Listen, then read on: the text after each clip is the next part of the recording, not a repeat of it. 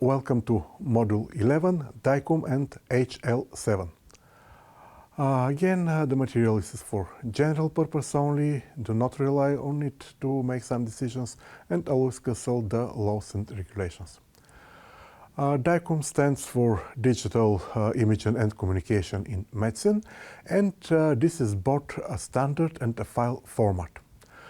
The file format extension is .dcm, and what is the history behind DICOM?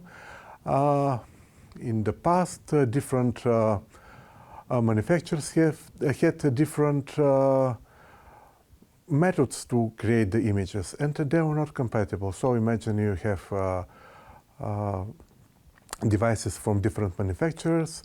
They are not, the images were not compatible with each other, and very difficult to have them all at once, or if you need to replace one device with the other.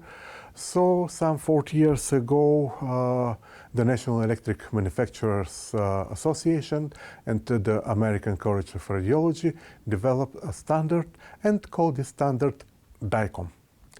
Unlike many other standards, DICOM standard is freely available. Everyone has free access to it, and because there are constant changes in the standard, it was decided some time ago that there will be not versions assigned to it, and the current version is the only version. The DICOM contains terms modalities. In the spoken language, very often the devices are called modalities, and this is widespread practice, but technically speaking, the modalities are the technologies. So, one of the terms used in the standard is instance, and one instance in one file.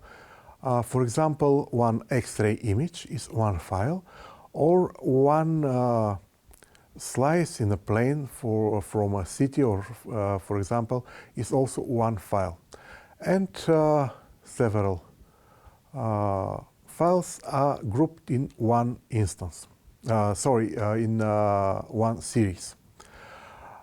For example, in CT again, you know there are several series, and each of them contains several files. And if you have several series, they are grouped in one study.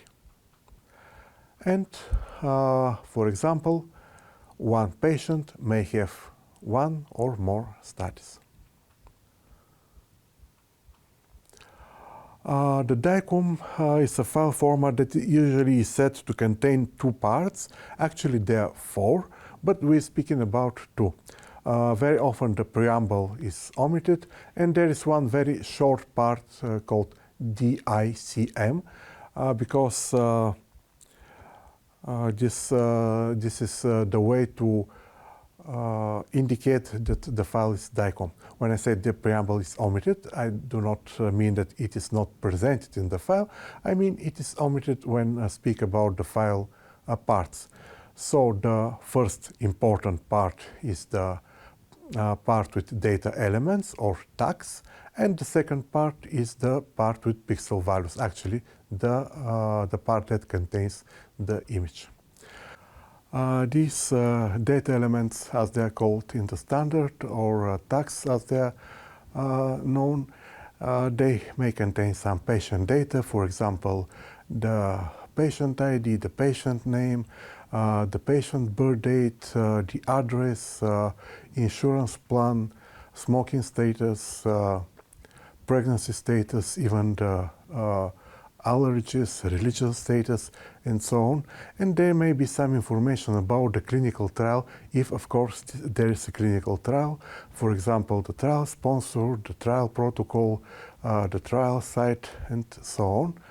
And there are some study data, for example, the physician, the referring physician, name, address, phone, the operator that performed the imaging technologies, the institution where the images are performed, the device with the device ID, etc., some contrast, date and time of the study.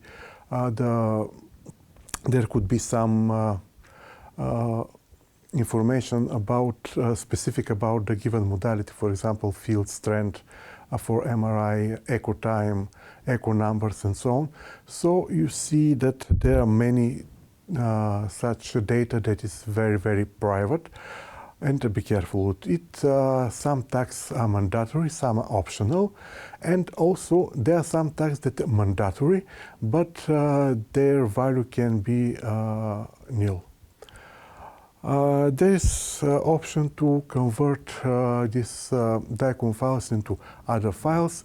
More often these are either JPEG or TIFF files, and as already spoken, this conversion can be lossless or lossy, and some information can be lost during the conversion. In order to keep the data private, there are some methods one may use. For example, encryption of the files, secure connection to reach the files, or to reduce the risk of leak of information. Also, one may use anonymization and pseudonymization. And what is the difference between them? The anonymization is complete removal of any information that can identify the patient, for example, ID, name, birth date, address, or whatever. And pseudonymization is to put some fake data. For example, instead of ID, some generated code, name to be fake, and so on and so on. And this is done in order to be able to identify the patient later.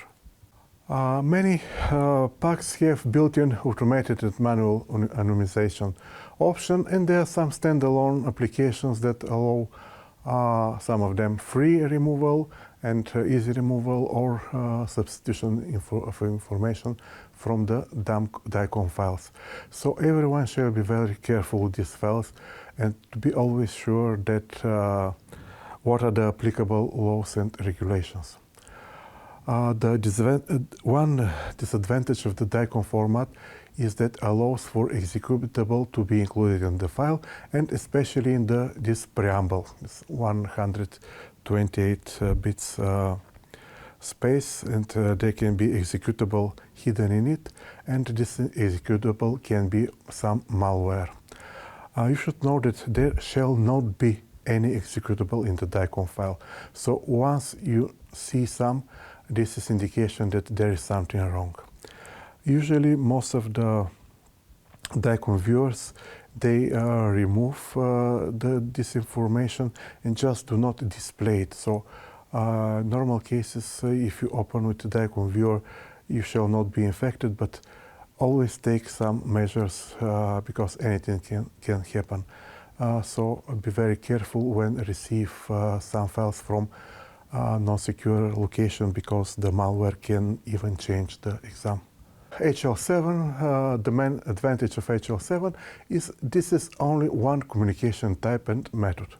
But there are some disadvantages because there are there are some different versions and there are differences between them. And the second disadvantage is that the learning is very difficult. Also, this is not open as DICOM. There is one commission recommendation from 2019 and recommends HL7 for cross-border exchange of health information, laboratory results, hospital reports, imaging reports, and recommends also DICOM for medical imaging. Thank you.